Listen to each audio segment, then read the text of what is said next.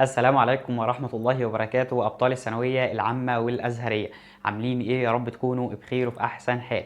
فيديو النهاردة بإذن الله هنتكلم عن إزاي تتعامل مع شهر 11 وتلم كل المتراكم عليك من بداية السنة لحد دلوقتي.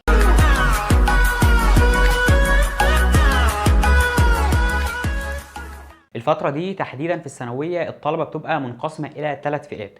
الفئة الأولى وهو الطالب اللي ما بيذاكرش من أول السنة ومقضيها وخلاص ربنا هداه وضميره بدأ يتحرك وفعلا عايز يعمل حاجة ويوصل لحلمه والكلية اللي نفسه يدخلها. الشخص ده أحب أقول له أنت لسه قدامك الوقت كبير تذاكر المنهج وتراجعه مرة واثنين وثلاثة. طبعا الموضوع مش هيبقى سهل وهيحتاج منك مجهود مضاعف تعويضا للتقصير اللي حصل منك من بداية السنة لحد دلوقتي، بس مش مستحيل وقدامك الفرصة انك تذاكر وتراجع مره واثنين وثلاثه، بس لازم تبدا من دلوقتي لان خلاص ما عادش ينفع تضيع وقت تاني. الفئه الثانيه وهو الشخص اللي بيذاكر اول باول من بدايه السنه وضاغط نفسه وبادئ السنه جد وما بيراكمش على نفسه اي حاجه من اول بدايه السنه لحد دلوقتي، بس خلاص بدا يحس بالتعب والارهاق والملل. الشخص ده احب اقول له انك على الطريق الصحيح، بس لازم تبدا تاخد بالك وتحط كذا نقطه في اعتبارك ان الثانويه دي شبه السبق بالظبط والعبره دايما بتبقى بالنهايه.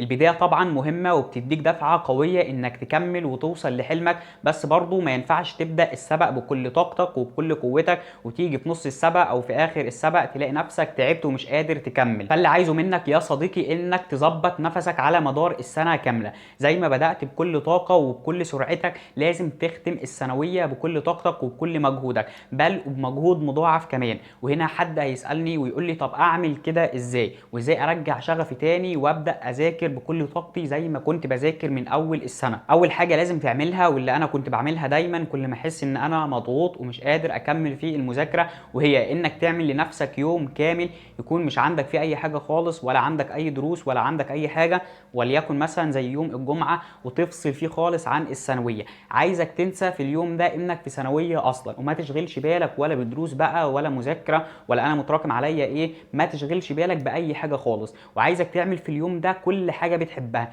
اللي انت نفسك فيه واللي انت بتحبه تعمله. عايز تلعب كوره، عايز تخرج مع صحابك، تروح تزور حد من قرايبك تقضي معاهم اليوم، اعمل اي حاجه انت بتحبها وبتتبسط وانت بتعملها. وصدقني والله العظيم اليوم ده هيفرق معاك جامد وهيهيئك نفسيا انك ترجع تذاكر تاني بكل حماسك وبكل نشاطك. تاني حاجه عشان تقدر ترجع شغفك تاني للمذاكره وهي انك تغير المكان اللي انت بتذاكر فيه، يعني تغير الاوضه اللي انت بتذاكر فيها، او حتى لو ما قدرتش تغير الاوضه تغير مكان المكتب او القعده اللي انت بتقعد تذاكر فيها، تغير الجو العام اللي انت بتذاكر فيه على مدار 3 شهور او 4 شهور. وصدقني لما تعمل كده هيأثر في نفسيتك طبعا بالايجاب وهتحس بتغيير نسبيا كده وهتبقى نفسك مفتوحه انك تذاكر تاني. تالت حاجه عشان ترجع شغفك تاني للمذاكره وهي حاول الفتره دي ما تضغطش نفسك قدر الامكان وتحملها اكتر من اللازم، وهون على نفسك المذاكره وما تفكرش خالص من دلوقتي النتيجه انا ممكن اجيب كام وهل هلحق الكليه دي ولا لا، وهون على نفسك قدر الامكان الفتره دي. ثالث فئه من طلبه الثانويه وهي الاكثر شيوعا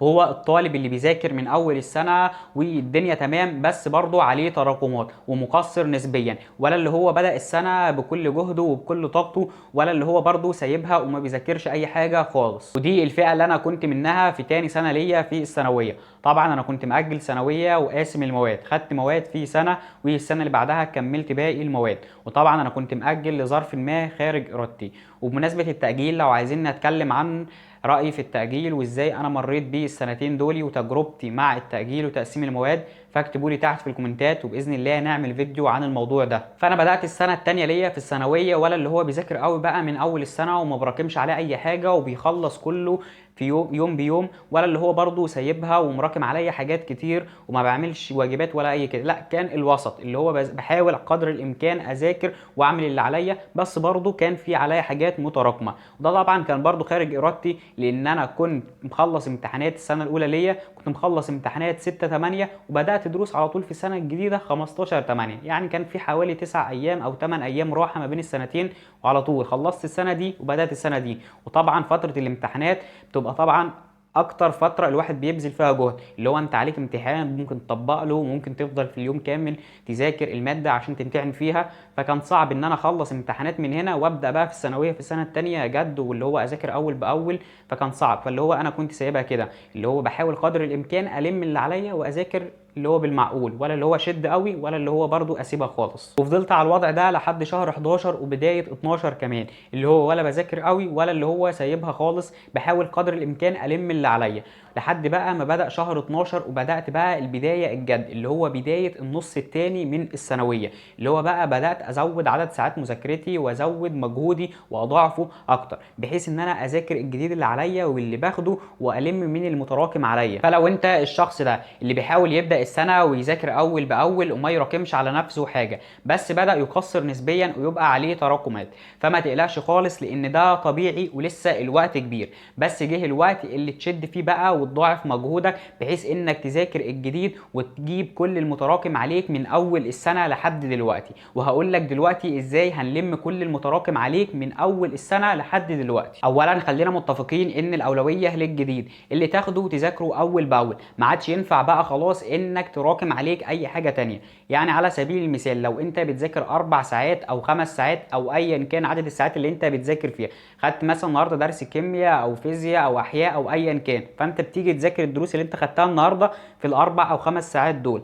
ما تجيش بقى وتقول انا هذاكر حاجه من المتراكمه عليا في ال5 ساعات او ال4 ساعات دول، لا، هتسيب ال5 ساعات دول او العدد الساعات اللي انت بتذاكره وللجديد اللي انت بتاخده وتذاكره في العدد الساعات ده، لان المتراكم عليك هنعمل له وقت لوحده وهتذاكره فيه. تاني حاجه وهي لازم تتنازل عن شويه حاجات كده كنت بتعملهم وبيضيعوا وقتك وهم السبب في انه يتراكم عليك الدروس، والحاجات دي زي النوم الزياده، وزي طبعا السوشيال ميديا اللي بتسحب وقت كتير جدا وبتضيع منك اليوم، او اي حاجة تانية كانت بتشغلك وبتضيع يومك.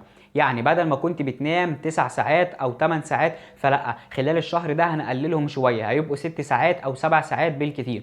وبدل ما كنت بتفتح سوشيال ميديا بتفتح لك ساعتين في اليوم او 3 ساعات وتفضل على الفيسبوك او تعمل اي حاجة تضيع فيها ال3 ساعات دول، لا، احنا هنقلل السوشيال ميديا خالص، او هنحاول باذن الله قدر الامكان نمنعها خالص. تبدا بقى تزود في وقت مذاكرتك، بدل ما انت كنت بتذاكر 4 ساعات او 5 ساعات، لا، هتبدا بقى تذاكر 7 ساعات او 8 ساعات، لانك خلاص فضيت وقت انت كنت بتشتغله او بتضيعه في حاجات ملهاش لازمه، زي مثلا النوم الزياده، كنت بتنام 9 ساعات، فلا، احنا هننام 6 او 7 ساعات. كنت بفتح سوشيال ميديا بالساعتين او بالثلاثه، لا، انا هفتح ساعه واحده او نص ساعه، او باذن الله مش هفتح خالص. فانت كده فضيت وقت زياده للمذاكره. الوقت ده بقى انا اللي عايزه عشان الم بيه المتراكم عليا، هفضل اسيب ال5 ساعات او ال4 ساعات اللي انا كانوا بيقضوني ان انا اذاكر فيه الجديد، وال3 ساعات او الساعتين الزياده اللي انا وفرتهم من نومي ومن الحاجات اللي انا كنت بحب اعملها زي السوشيال ميديا، اجيب فيهم بقى ايه المتراكم عليا. تبدا بقى تجيب لك كشكول كده او نوته كده صغيره وتكتب فيها كل حاجه متراكمه عليك، كل الدروس في اي ماده متراكمه عليك.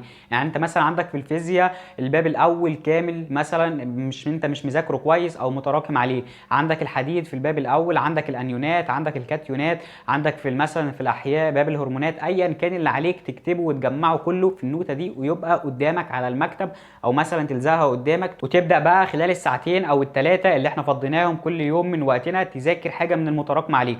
بعد ما تخلص الجديد اللي عليك اللي انت خدته النهارده، بعد ما خلصته تبدا بقى تذاكر في الساعتين دول حاجه من المتراكم عليك. وليكن هتبدا مثلا بالباب الاول في الفيزياء كان متراكم عليك، تبدا مثلا اول يوم تذاكر الدرس الاول، تاني يوم الدرس الثاني، وثالث يوم ورابع يوم، وهكذا. حاول الماده او الباب ما ياخدش منك اكتر من اسبوع، وتسيب يوم اخر الاسبوع تراجع فيه على الباب كله. يعني انت مثلا الفيزياء خلصت اول يوم الدرس الاول، تاني يوم الدرس الثاني، ثالث يوم الدرس الثالث، رابع يوم الدرس الرابع، او خامس يوم مثلا، خلينا 5 ايام في الباب الاول، تيجي اليوم السادس تجيب الباب كامل بقى اكنك بتراجع عليه تاني وهتمتحن فيه، تراجع عن الباب كامل وتبدا تحل عليه بقى امتحانات شامله، تجيب لك مثلا امتحان او امتحانين شامل على الفصل كامل وتحل عليه، وبكده باذن الله هتكون فرمت الفصل. لو مشيت على النظام ده في كل ماده زي ما قلت لك كده، مثلا 5 ايام او 6 ايام في الاسبوع تجيب الباب او الماده اللي واقعه منك، واليوم السادس او اليوم الاخير من الاسبوع تراجع عليه على الماده كامله او الباب كامل وتحل عليه امتحان او 2 شامل، كده باذن الله هتجيب كل المتراكم عليك باذن الله، وهتلاقي نفسك في اخر شهر 11 او بدايه 12 لميت كل المتراكم عليك ان شاء الله. كده يا ابطال نكون وصلنا لاخر الفيديو، اتمنى تكون استفدتم، وان شاء الله ربنا يكرمكم ويوفقكم وتحققوا احلامكم. ولو عايزيني اتكلم عن اي حاجه فاكتبوا لي تحت في الكومنتات وباذن الله اعمل فيديو عنها. واخيرا ما تنساش بقى تدعمني بلايك وسبسكرايب في القناه، والسلام عليكم ورحمه الله وبركاته.